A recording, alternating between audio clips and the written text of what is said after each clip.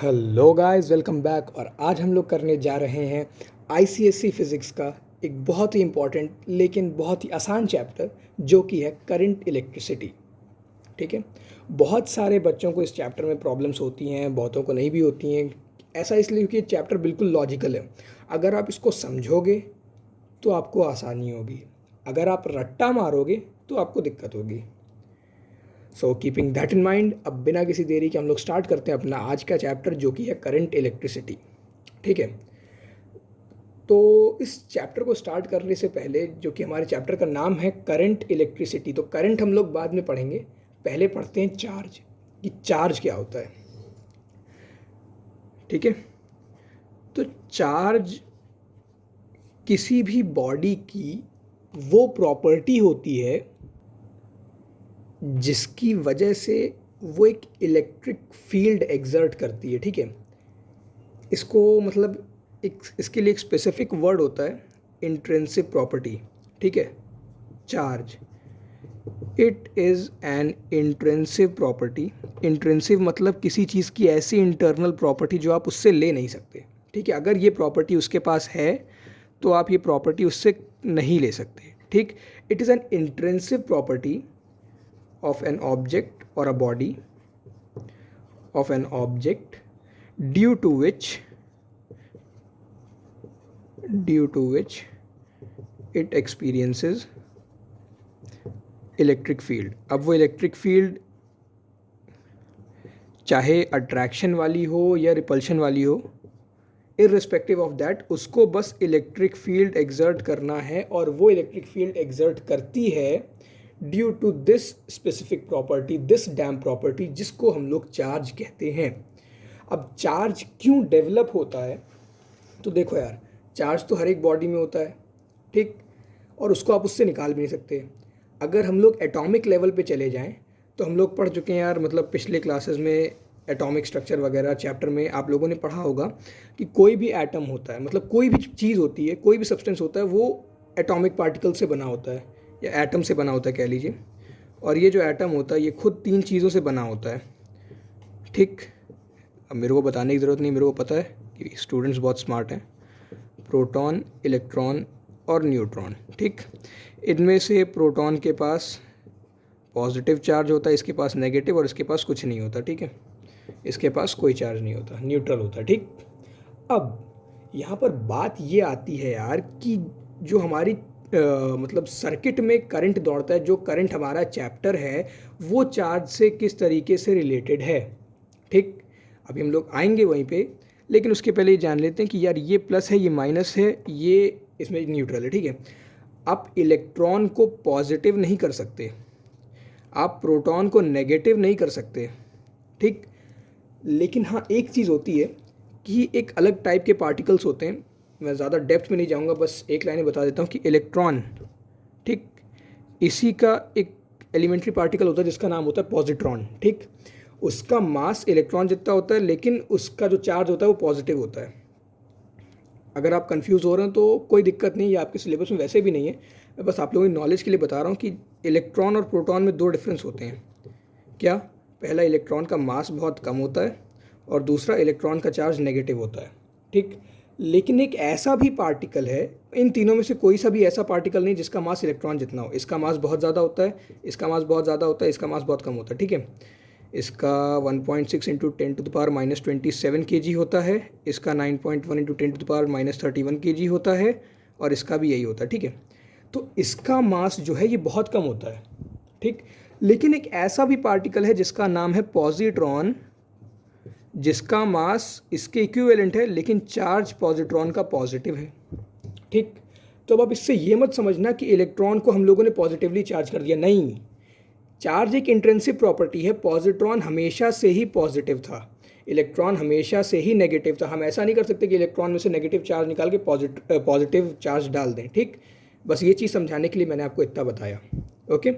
I hope आपको इंट्रिंसिव जो property, intrinsic property, ये टर्म क्लियर हो गया होगा, चार्ज क्लियर हो गया होगा। ठीक।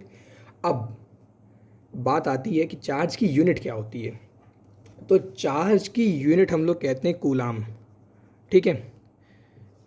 कोलोम, ये एक साइंटिस्ट के नाम पे एक यूनिट दी गई है, कूलॉम। कूलॉम की कोई एक डेफिनेशन नहीं है, मतलब डेफिनेशन तो एक से ज़्यादा हैं, लेकिन जो सबसे मेन डेफिनेशन है वो ये है, सुनना ध्यान से। If two like point charges of equal magnitudes are placed in vacuum at a distance of 1 meter from each other and they repel each other with the force of 9 into 10 raised to the power 9 Newton, then each charge is said to be 1 coulomb। नहीं समझ में आया? मैं समझाता हूँ कि suppose करो ये एक पार्टिकल है, ये दूसरा पार्टिकल है, इस पर कुछ चार्ज है Q1। चार्ज को हम लोग Q से रिप्रेजेंट करते हैं, ठीक है, स्मॉल Q से भी कर सकते हैं, कैपिटल Q से भी कर सकते हैं, ठीक। इसमें चार्ज है Q1, इसमें चार्ज है Q2। सपोज़ ये एक दूसरे से, और ये दोनों पॉजिटिव चार्ज हैं, ठीक है, ये भी पॉजिटिव ये भी पॉजिटिव। सपोज़ ये दोनों एक दूसरे से 1 मीटर की डिस्टेंस पे हैं, ठीक, और ये एक दूसरे पे फोर्स एग्जर्ट कर रहे हैं 9 into 10 raise to the power 9 newton का। तो इस कंडीशन में हम कहेंगे कि भैया ये भी 1 कूलाम का चार्ज है और ये भी 1 कूलाम का चार्ज है, ठीक। एक चीज़ ध्यान रखना कि ये बस एक हाइपोथेटिकल डेफिनेशन है, ऐसा कोई सिंगल पॉइंट पार्टिकल नहीं होता जिसमें इतना हाई चार्ज हो, 1 कूलाम का चार्ज नहीं होता, ठीक है। और 2 पॉइंट पार्टिकल्स 1 मीटर के डिस्टेंस पे कभी एक दूसरे पे इतना फोर्स एग्जर्ट नहीं करते हैं, ओके। ये बस एक डेफिनेशन है कूलाम को एक्सप्लेन करने के लिए। आई होप आपको समझ में आ गया होगा कि 2 पॉइंट चार्ज 1 मीटर डिस्टेंस पे अगर एक दूसरे पे इतना फोर्स एग्जर्ट करें तो हम कहेंगे कि इसका भी 1 कूलाम चार्ज है, इसका भी 1 कूलाम चार्ज है। और एक दूसरे पे इतना फोर्स कौन सा वाला एग्जर्ट करेंगे? Force of repulsion. क्यों? क्योंकि ये भी पॉजिटिव ये भी पॉजिटिव, ठीक। आइए बात समझ में। और दूसरी यूनिट ये है भाई, दूसरी यूनिट जो है ये हो गई जो पहली यूनिट जो पहली डेफिनेशन बताई मैंने, ये डेफिनेशन जो थी ये एक फंडामेंटल डेफिनेशन थी, इसके लिए हमें किसी चीज़ की ज़रूरत नहीं पड़ी, किसी और चीज़ को हमें इसमें यूज़ करने की ज़रूरत नहीं पड़ी, ठीक। लेकिन जो दूसरी डेफिनेशन है उसको हमने इलेक्ट्रॉन के टर्म्स में डिफ़ाइन किया है। कैसे?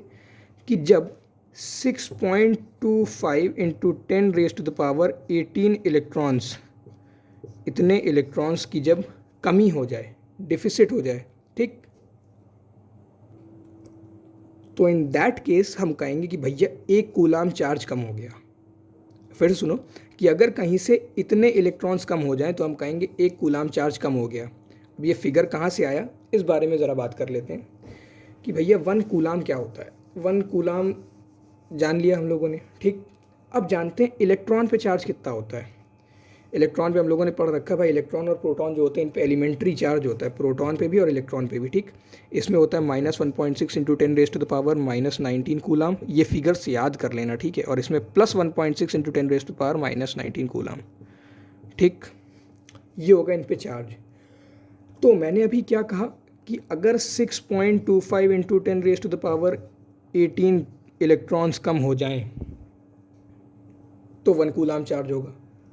इसी चीज़ को मैं ऐसे भी लिख सकता हूँ कि अगर 1/1.6 into 10 raise to the power -19 इतने इलेक्ट्रॉन्स अगर कम हो जाएं तो ये चार्ज आएगा। कैसे लिखा मैंने ये कि भैया अगर एक इलेक्ट्रॉन पे इतना चार्ज है तो 1 कूलाम इलेक्ट्रॉन पे कितना चार्ज होगा, ये इधर आ जाएगा, 1/ इतना चार्ज होगा 1 कूलाम पे। तो ये या तो ये फिगर कह सकते हैं या ये फिगर कह सकते हैं कि या तो इतने इलेक्ट्रॉन्स की कमी हो जाए, ठीक, या फिर हम लोग ये कह सकते हैं कि भैया इतने इलेक्ट्रॉन्स जो हैं वो कैरी करते हैं 1 कूलाम चार्ज, ठीक। ये दोनों एक ही चीज़ें, 1/1.6 into 10 raise to the power -19, इसको आप कैलकुलेटर पे या जैसे भी सॉल्व करोगे तो आंसर यही आएगा, ठीक। तो ये हो गया चार्ज। एक बार की चीज़ और बता देता हूँ, छोटी सी, कुछ कॉम्प्लेक्स नहीं है, कि भाई कूलाम जैसे हमारे पास मीटर, सेंटीमीटर, मिलीमीटर इस टाइप की यूनिट्स होती है, उसी तरीके से हमारे पास कूलाम की एक छोटी यूनिट भी होती है जिसको हम लोग स्टैट कूलाम कहते हैं, STC से रिप्रेजेंट करते हैं, ठीक है। ये होता है 3 into 10 raise to the power 9 stat coulomb, ठीक। तो बस ये हो गई कुछ चीज़ें, और बाकी कूलाम ने अपने लॉ वगैरह दिए थे जो कि आप आगे पढ़ेंगे 11th वगैरह में। और ये तो पता ही होगा कि पॉजिटिव चार्जेस जो होते हैं वो एक दूसरे को रिपेल करते हैं। पॉजिटिव क्या, 2 लाइक चार्जेस एक दूसरे को रिपेल करते हैं और अनलाइक चार्जेस एक दूसरे को अट्रैक्ट करते हैं, ठीक। यानी कि पॉजिटिव पॉजिटिव होंगे तो रिपेल करेंगे, नेगेटिव नेगेटिव होंगे तो रिपेल करेंगे, और पॉजिटिव नेगेटिव होंगे तो अट्रैक्ट करेंगे, या नेगेटिव पॉजिटिव होंगे तो अट्रैक्ट करेंगे। ठीक, सिंपल सा कह दो, लाइक रिपेल, यानी कि like charges repel, unlike charges attract. ठीक, तो ये तो हो गई छोटी छोटी कुछ बातें। अब आ जाते हैं हम लोग करंट पे। तो भैया करंट क्यों होता है, क्या होता है, किस लिए होता है, हमारा चैप्टर करंट है तो क्यों हम लोग पढ़ रहे हैं ये। ठीक, तो चार्जेस जो होते हैं ना, चार्जेस वो दो टाइप के हो सकते हैं। पहला रेस्ट में, या दूसरा चार्जेस हो सकते हैं मोशन में। ठीक, जब चार्जेस रेस्ट पे होंगे तब हम उसे क्या कहेंगे, स्टैटिक इलेक्ट्रिसिटी।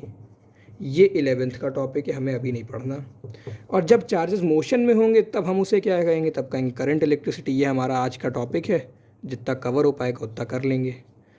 ठीक, तो ये हो गया। तो चार्जेस जब मोशन में हो, पहले तो यही समझ में आना चाहिए कि चार्जेस जब मोशन में हो तब करंट इलेक्ट्रिसिटी वहाँ पर अपना मतलब काम दिखाती है, अपना रोल पे आती है। ठीक है, जब तक चार्जेस रुके हुए करंट इलेक्ट्रिसिटी कोई मतलब नहीं। जैसे ही चार्जेस चलना चालू करेंगे current electricity will come in to the play. ठीक, अब जैसे मान लो ये मेरे पास वायर है, ये बेसिक्स हैं कुछ कि सपोज़ ये मेरे पास एक सर्किट है, ये भाई कनेक्टिंग वायर है, इसे कनेक्टिंग वायर कहते हैं। जिनको नहीं पता, ये बैटरी है, ये बैटरी का positive terminal, negative terminal. Positive terminal हमेशा बड़ा वाला होता है, नेगेटिव छोटा वाला होता है। ठीक, नेगेटिव में क्या होंगे, इलेक्ट्रॉन्स। चलो इसको थोड़ा और अच्छे से समझते हैं।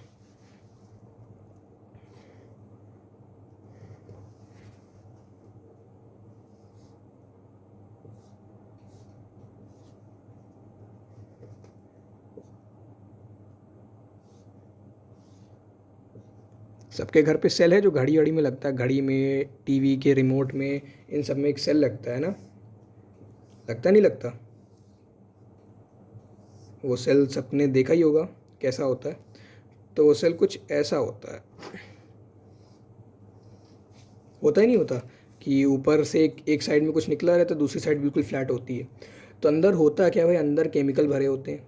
केमिकल्स में क्या होता है, रेडॉक्स रिएक्शन। रेडॉक्स मतलब रिडक्शन एंड ऑक्सीडेशन, ऐसी रिएक्शन होती है। तो उस रिएक्शंस क्या होता है, यहाँ पर नेगेटिव चार्ज जमा हो जाता है। ठीक, और जो बाहर वाला ये सरफेस है, इस वाली प्लेट पे पॉजिटिव चार्ज जमा हो जाता है। अरे सॉरी, उल्टा बोल गया, सॉरी यार, sorry sorry sorry, so sorry.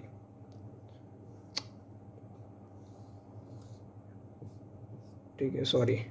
इस पे पॉजिटिव चार्ज जमा हो जाता है और इस पे नेगेटिव चार्ज हो जाता है। ठीक, अब ये हमारी बैटरी हो गई।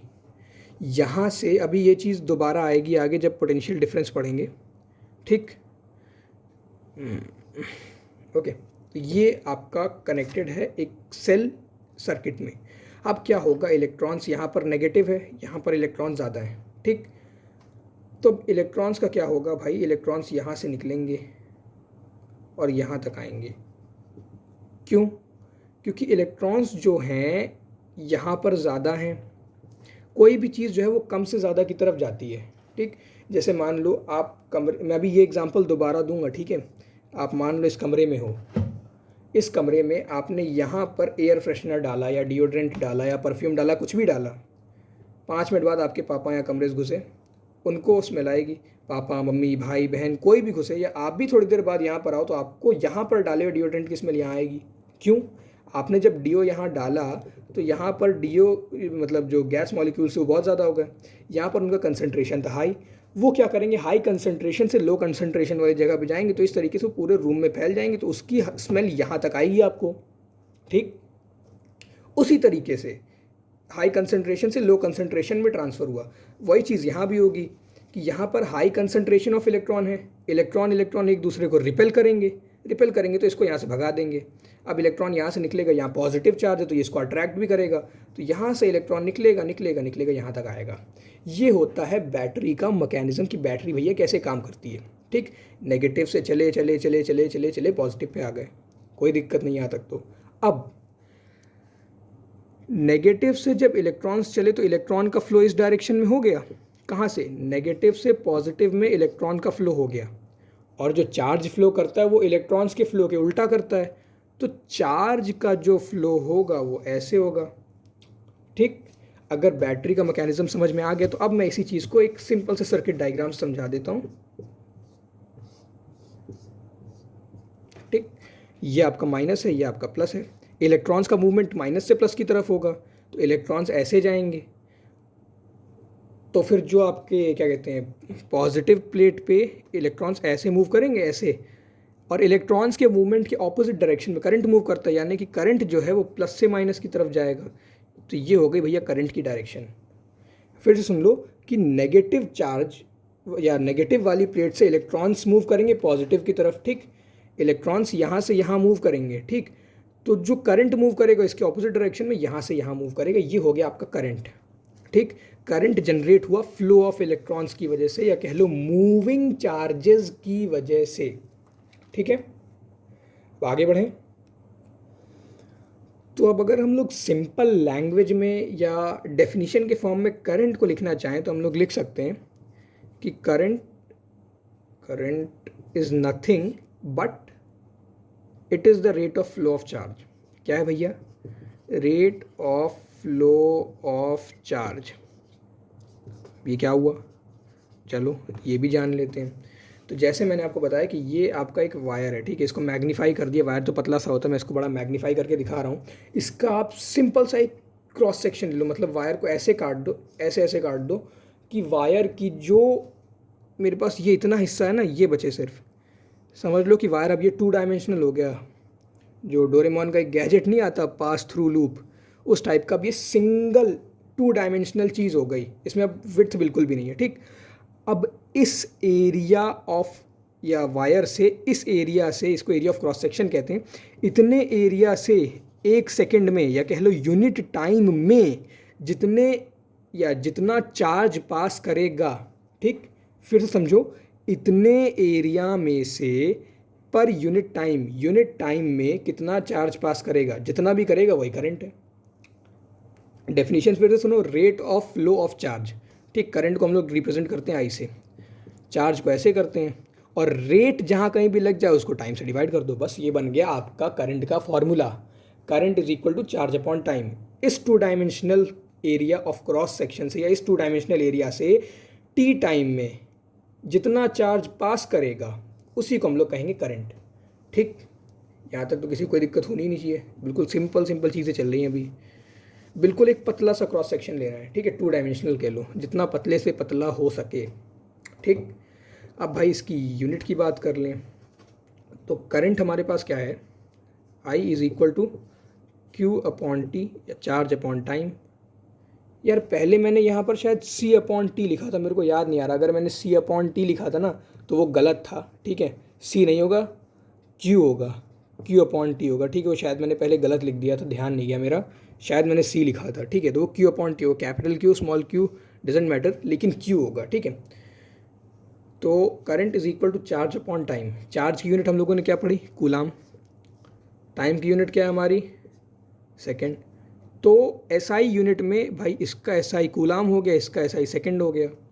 ठीक, जो स्टैट कूलाम मैंने बताया था वो CGS यूनिट थी। ठीक है, तो अब ये बन गया कूलाम पर सेकेंड। ये हो गया, मतलब ये हो गई इसकी यूनिट, करंट की यूनिट। इसको हम लोग एक सिंगल उसमें कह सकते हैं एम्पियर। जैसे हम लोगों के पास प्रेशर की यूनिट होती है न्यूटन पर मीटर स्क्वायर, पर इसको हम लोग लिखते क्या है, पास्कल। ठीक, उसी तरीके से ये हमारे पास यूनिट हो गई, इसको हम लोग लिखते हैं एम्पियर। तो unit of current is 1 ampere and this can be defined as 1 coulomb upon 1 second, या फिर unit ampere can be defined as unit coulomb upon unit second. ठीक, अब इससे छोटी यूनिट्स भी होती हैं, माइक्रो एम्पियर, मिली एम्पियर, इस टाइप की। एम्पियर जो है एक साइंटिस्ट थे, फ्रेंच साइंटिस्ट थे, आंद्रे एम्पियर, उनके नाम पे रखा गया ये नाम। जो क्या कहते हैं यूनिट है उनके नाम पे, आंद्रे एम्पियर।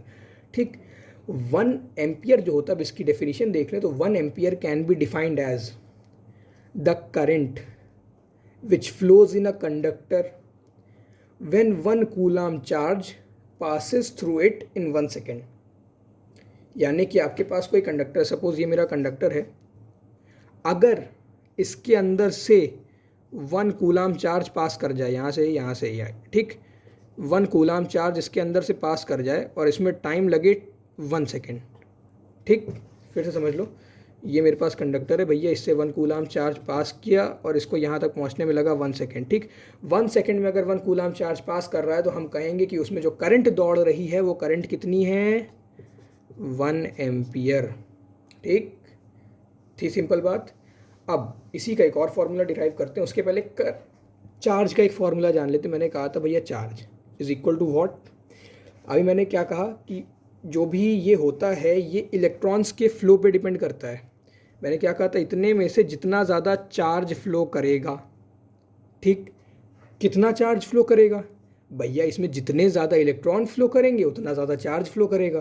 क्यों, ये आपका एक सर्किट डायग्राम हो गया, तो यहाँ पर जितना ज़्यादा इधर से इलेक्ट्रॉन निकलेगा, जितना ज़्यादा इलेक्ट्रॉन निकलेगा उतना ज़्यादा तो चार्ज फ्लो करेगा। तो मैं सिंपली लिख सकता हूँ चार्ज इज़ इक्वल टू, या कह लो charge is directly proportional to number of electrons, ठीक। दूसरी चीज़ क्या है भैया, एक इलेक्ट्रॉन पे कितना चार्ज होता है, एक इलेक्ट्रॉन पे चार्ज अभी हम लोगों ने पढ़ा 1.6 × 10⁻⁻⁹ कूलाम।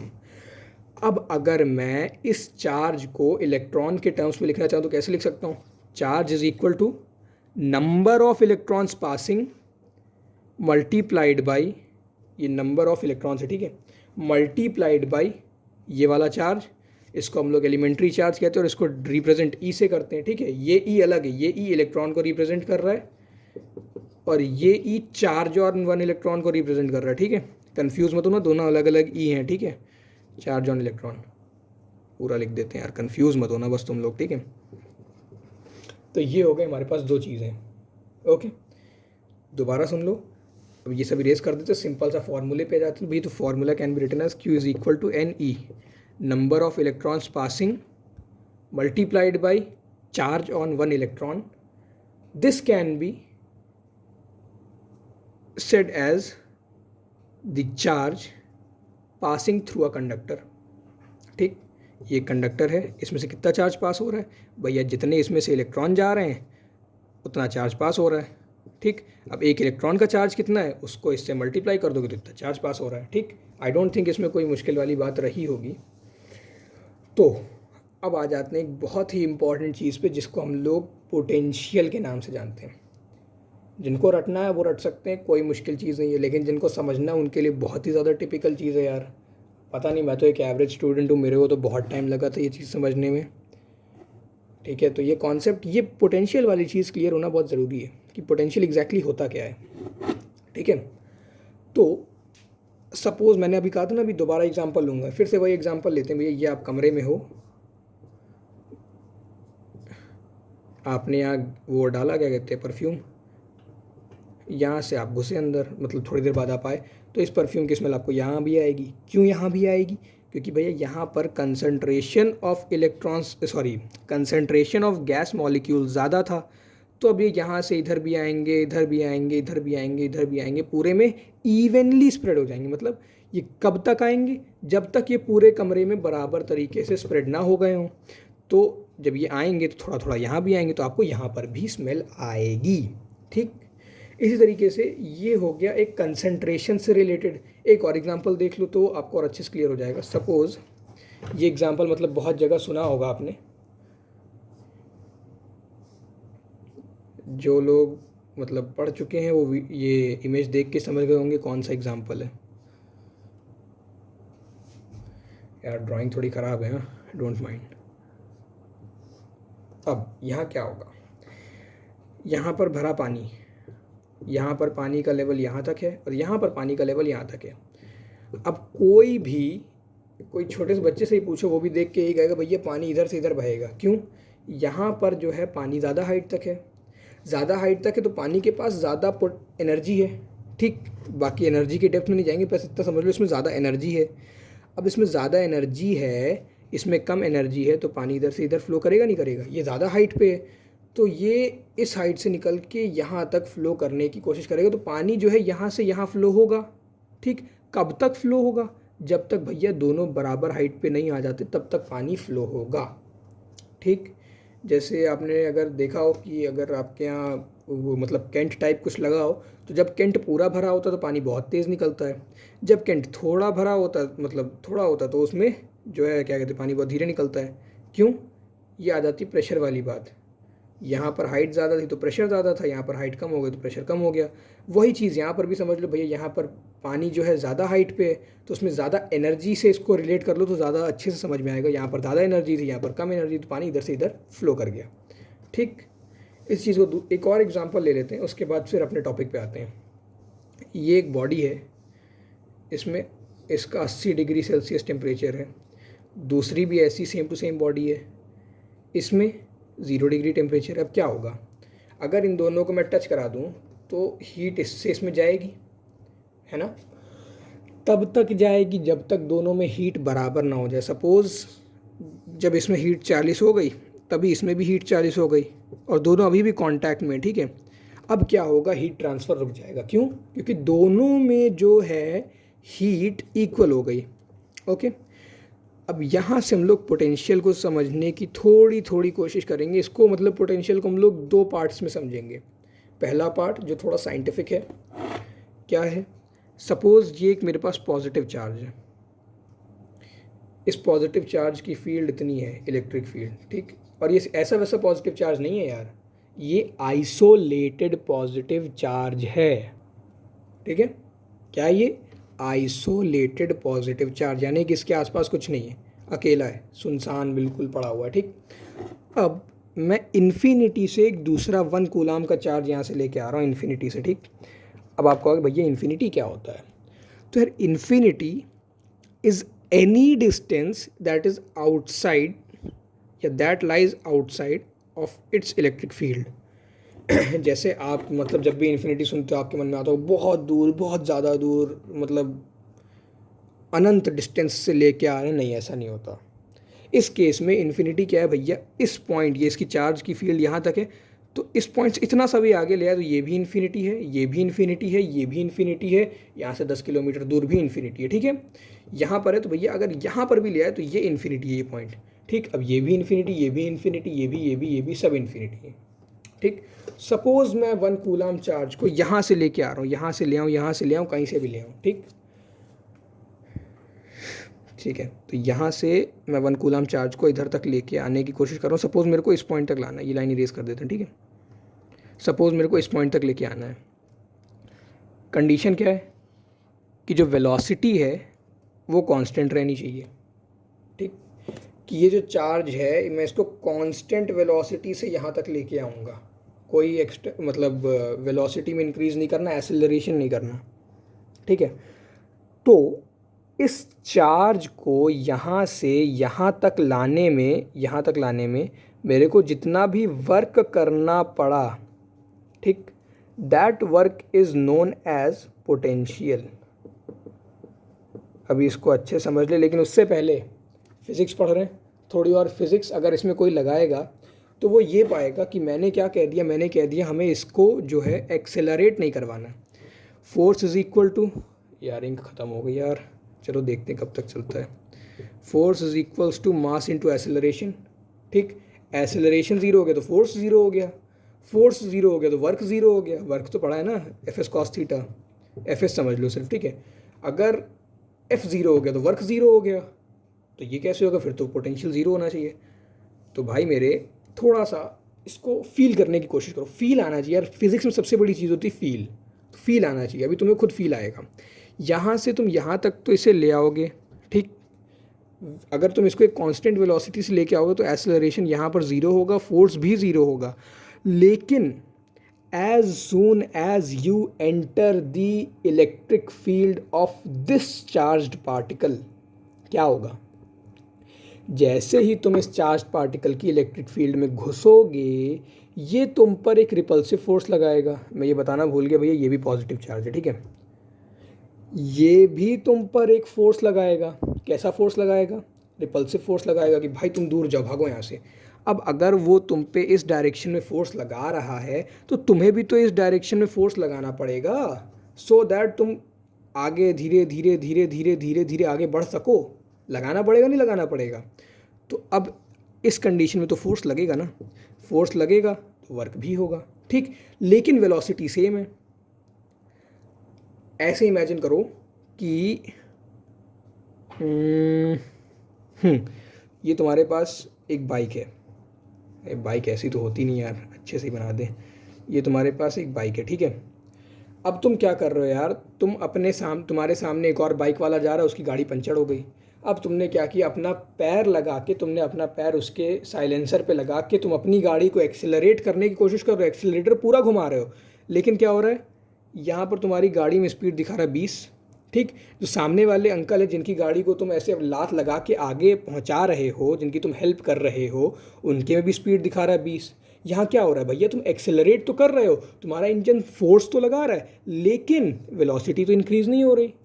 अब आया फील, वेलोसिटी इंक्रीज़ नहीं हो रही, यहाँ पर वेलोसिटी इंक्रीज़ नहीं हो रही, क्योंकि जब तुम इस गाड़ी पे फोर्स लगाओगे जिसको तुम आगे कर रहे हो, वो गाड़ी भी तुम पे एक फोर्स लगाएगी।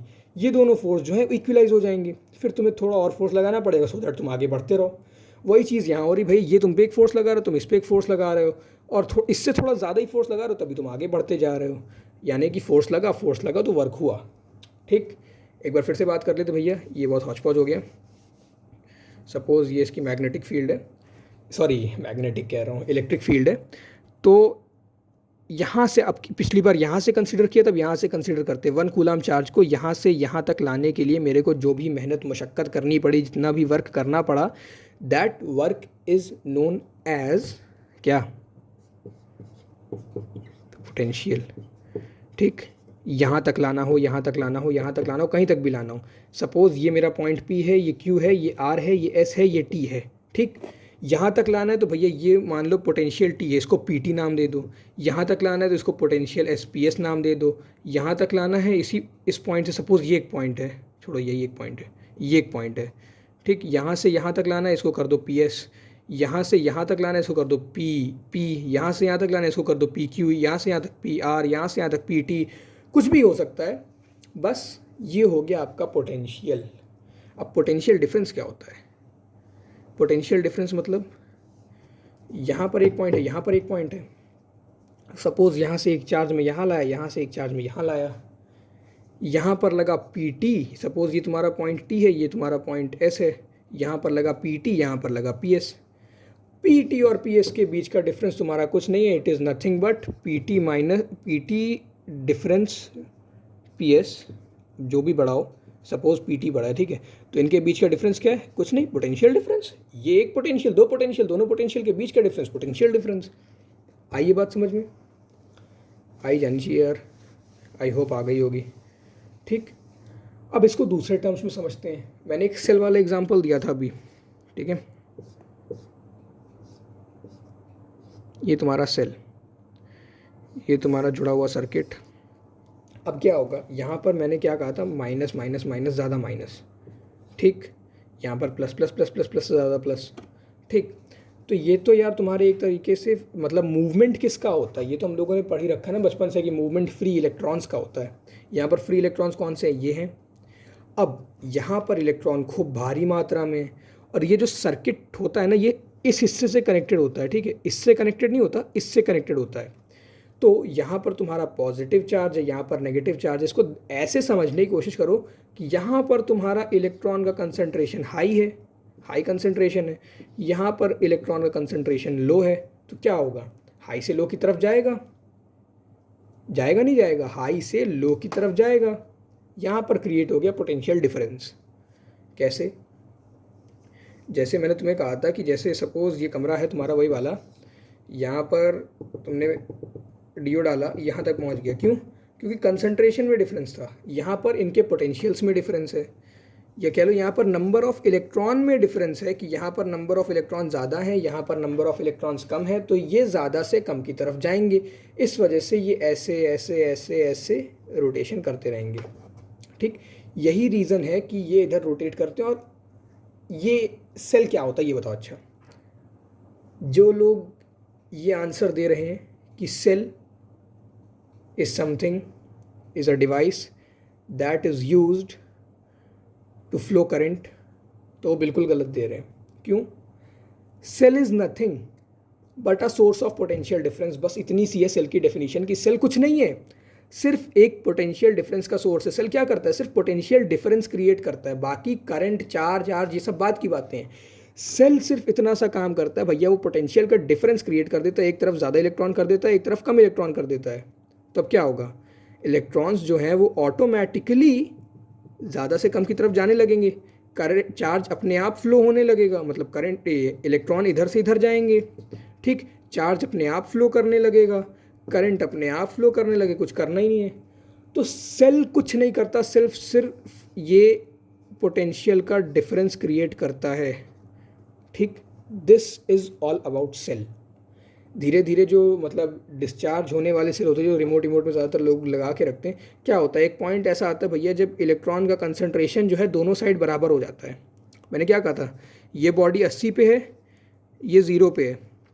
एक पॉइंट आएगा जब दोनों बराबर हो जाएंगे, ये भी 40 ये भी 40। अब हीट ट्रांसफ़र नहीं होगा, ठीक है। सपोज़ यहाँ पर 10 इलेक्ट्रॉन थे, यहाँ पर 2 इलेक्ट्रॉन थे, 0 इलेक्ट्रॉन थे, चलो ठीक है। धीरे धीरे क्या होगा भैया, यहाँ भी 5 इलेक्ट्रॉन, यहाँ भी 5 इलेक्ट्रॉन। अब ट्रांसफ़र नहीं होगा, ख़त्म, बिल्कुल ज़ीरो। अब पोटेंशियल डिफरेंस ख़त्म, सेल बर्बाद। यही कहते हैं ना, सेल ख़त्म हो गया। ख़त्म नहीं होता, वो ऐसा हो जाता है, ठीक है। जैसे हम लोग हैं, सेल को यूज़ कर लिया, करने के बाद जब धीरे धीरे काम करना बंद करता है, हम लोग उसे ऐसे ऐसे ठोकते हैं, क्या होता है, यही थोड़ा इनका और मूवमेंट हो जाता है, तो थोड़ा और चल जाता है। और जब ठोकने से भी काम नहीं बनता, लगता है अब ठोकेंगे तो रिमोट टूट जाएगा, तो हम लोग सेल बदल के ले आते हैं, ठीक। तो ये होता है भाई सेल का working mechanism. Cell is nothing but a source of potential difference. अब ये वीडियो यार करीब 40 मिनट का हो गया। अब जल्दी से थोड़ा सा पोटेंशियल के बारे में बात करके ख़त्म करते हैं, ठीक है। लेट्स रैप अप, बाकी अगले वीडियो में रखेंगे, ठीक है। अब पोटेंशियल समझ में आ गया, पोटेंशियल डिफरेंस समझ में आ गया, ठीक। पोटेंशियल डिफरेंस को एक और तरह से समझ सकते हैं, ये हमारा वही पॉजिटिव वाला चार्ज है, ठीक। ये तो मैंने तुमसे कहा था कि यहाँ पर एक पोटेंशियल हो गया, एक पोटेंशियल यहाँ पर हो गया, ठीक। ये P है, नहीं ये P नहीं, ये T है, ये S है, ठीक है। ये वाला PS हो गया, ये वाला PT हो गया, ठीक।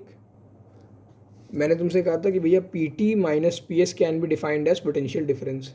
सीधा हम लोग ये भी कर सकते हैं भैया, यहाँ पर उस मतलब यहाँ से अगर हम लोग यहाँ तक ले जाने में जो वर्क करते हैं वो भी पोटेंशियल डिफरेंस ही कहलाएगा। या तो आप किसी एक पॉइंट से यहाँ लाओ, दोनों का डिफरेंस निकालो, या फिर आप सीधा इस पॉइंट से इस पॉइंट पे ले आओ, वो भी पोटेंशियल डिफरेंस ही कहलाएगा इन दो पॉइंट्स के बीच का, ठीक। या तो डायरेक्ट यहाँ से यहाँ ले आओ, वो पोटेंशियल डिफरेंस हो जाएगा, या फिर यहाँ से यहाँ लाओ, यहाँ से यहाँ लाओ, दोनों को माइनस करो, वो पोटेंशियल डिफरेंस हो जाएगा, ओके। अब पोटेंशियल वाली बात थोड़ा सा और आगे ले जाते हैं। मैंने कहा था कि पोटेंशियल क्या होता है, work done in bringing unit charge, ठीक। यूनिट चार्ज लिया था, अगर मेरे पास यूनिट चार्ज नहीं तो डिवाइडेड बाय चार्ज कर देंगे। तो हम लोग ये कह सकते हैं भैया कि पोटेंशियल कुछ नहीं, पोटेंशियल इज जस्ट वर्क। अगर मैं 1 कूलाम चार्ज को लेके आ रहा हूँ, for 1 coulomb charge potential is equal to work done, ये बात हो जाती है, ठीक है। और अगर 1 कूलाम को नहीं लेके आ रहा हूँ तो इसका सिंपल सा फॉर्मूला ये बन जाएगा, डेफिनेशन से ही बन जाएगा, इसमें कुछ रट्टा मारने लायक है ही नहीं।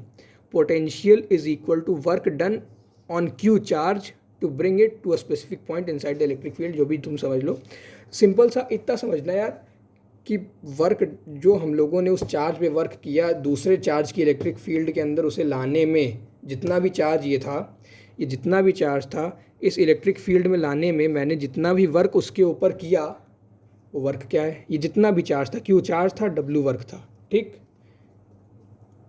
Q चार्ज था, W वर्क था, तो ये जो वर्क मैंने किया इतने चार्ज पे, दैट इज वोल्टेज, वोल्टेज कह रहा हूँ, सॉरी, पोटेंशियल डिफरेंस भी नहीं, पोटेंशियल, ठीक। इस Q चार्ज को यहाँ से यहाँ तक लाने में जो भी मैंने वर्क किया, that is potential, hence potential can be defined as work upon charge, ठीक। और पोटेंशियल की यूनिट क्या होती है यार, वर्क अपॉन चार्ज बोला था, वर्क की यूनिट होती है जूल, चार्ज की यूनिट होती है कूलाम, बस यही हो गई आपकी किसकी, पोटेंशियल की यूनिट, ठीक। पोटेंशियल को हम लोग V से डिनोट करते हैं, और पोटेंशियल की जो यूनिट होती है उसको भी हम लोग V से डिनोट करते हैं, वोल्ट। हम लोग कह सकते हैं 1 volt is equal to 1 joule per coulomb, या फिर 1 जूल अपॉन कूलाम, या फिर volt is equal to joule upon coulomb, simple. ठीक। तो और अगर इसको मतलब ये भी साइंटिस्ट के नाम पे है, एक साइंटिस्ट थे एलेसैंड्रो वोल्टा, ठीक, एलेसैंड्रो वोल्टा, उनके नाम पे ये यूनिट रखी गई है। अगर इसकी डेफिनेशन की बात कर लें तो वही बात हो गई कि potential at a point is said to be 1 volt when 1 joule of work is done in bringing 1 coulomb of charge. इस पॉइंट का पोटेंशियल 1 वोल्ट तब होगा जब मैं 1 कूलाम चार्ज को, यहाँ छोड़ो यहाँ पे लेते हैं, ठीक है, 1 कूलाम चार्ज को इन्फिनिटी से इस पॉइंट तक लाने में 1 जूल वर्क करूँगा। यानी कि 1 कूलाम चार्ज को इन्फिनिटी से इस पॉइंट तक लाने में 1 जूल वर्क किया, तो इस पॉइंट का पोटेंशियल हो गया 1 वोल्ट। ओके, और बस दो के बीच का डिफरेंस हो जाएगा आपका पोटेंशियल डिफरेंस। ठीक, अब अभी इतना पढ़ लेते हैं, आगे रेजिस्टेंस वाली चीज़ें आएंगी तो वो हम लोग आगे देखेंगे। और रेजिस्टेंस अगर एक बार समझ में आ गया तो फिर ओम्स लॉ पे बेस्ड सारे न्यूमेरिकल्स इस चैप्टर का एक बहुत ही मेजर पोर्शन कह लो। इस चैप्टर का 30 to 40% तो कवर हो ही जाएगा। एक बार रेजिस्टेंस आ गया तो ओम्स लॉ आ जाएगा, ओम्स लॉ आ जाएगा तो ये चैप्टर 30 to 40% तो कवर ऐसे ही हो जाएगा। ठीक है, सो आज हम लोगों ने क्या क्या पढ़ा? आज हम लोगों ने भैया कॉन्सेप्ट ऑफ चार्ज समझ लिया, आज हम लोगों ने कॉन्सेप्ट ऑफ करंट समझ लिया, आज हम लोगों ने पोटेंशियल और पोटेंशियल डिफरेंस समझ लिया, और बहुत ही डिटेल में समझा है। ठीक है, कोई कहेगा नहीं कि डिटेल में नहीं समझा, बहुत डिटेल में समझा, 40 मिनट लग गए 3 चीज़ें समझाने में, पर आई होप आपको समझ में अच्छे से आया होगा। यार इन्वेस्टमेंट एक चीज़ होती है, अगर आप अपना टाइम समझने में अच्छे से दे दोगे ना, फिर आपको रिवीजन में ज़्यादा टाइम नहीं लगेगा। जैसे आप सोचोगे यार 40 मिनट में सिर्फ 3 चीज़ें पढ़ पाई ना, अगर आपने यहाँ पर 40 मिनट लगा दिए तो आपको रिवीजन में बहुत कम टाइम लगेगा। ठीक है, और अब ये मैं आपको ज्ञान के लेक्चर पे ला के आपका टाइम नहीं बर्बाद करूँगा, तो अब ख़त्म करते हैं। बस जुड़े रहिए, अगला लेक्चर आ रहा है आपके लिए रेजिस्टेंस और ओम्स लॉ के साथ। Till then bye, have a good day, night and take care, keep learning, thank you.